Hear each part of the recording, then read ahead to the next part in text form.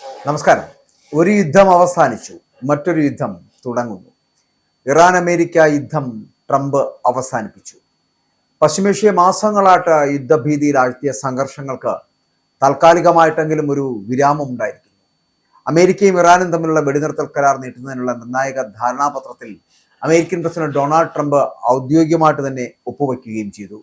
ഫ്രാൻസിലെ ഇവിയാനിലെ ബെയ്ൻസിൽ നടക്കുന്ന G7 ഉച്ചകോടിയോടനുബന്ധിച്ച് ബൈസായ് കൊട്ടാരത്തിൽ വെച്ചായിരുന്നു ട്രംപിന്റെ ഒപ്പുവയ്ക്കൽ ചടങ്ങ് നടന്നത്.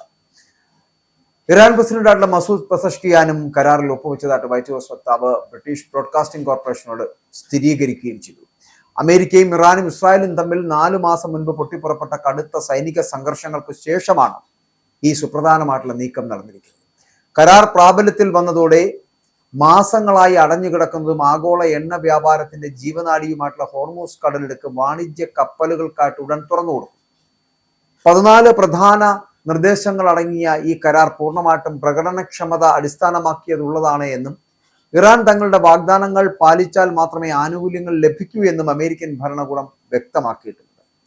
വെടിനിർത്തൽ പ്രഖ്യാപിക്കുന്ന നിർണായക ധാരണാപത്രത്തിൽ അമേരിക്കൻ പ്രസിഡന്റ് ഡൊണാൾഡ് ട്രംപും ഇറാൻ പ്രസിഡന്റ് മസൂദ് പെസഷ്കിയാനും ഇലക്ട്രോണിക്കലായാണ്, അതായത് ഡിജിറ്റൽ ആയിട്ടാണ് ഒപ്പുവെച്ചത് എന്ന്. അപ്പോൾ ഇതോടെ ഇരു രാജ്യങ്ങളും തമ്മിലുള്ള ചരിത്രപരമായിട്ടുള്ള വെടിനിർത്തൽ കരാർ അടിയന്തരമായിട്ട് പ്രാബല്യത്തിൽ വന്നതായിട്ട് വൈറ്റ് ഹൗസ് അറിയിച്ചിരിക്കുന്നു.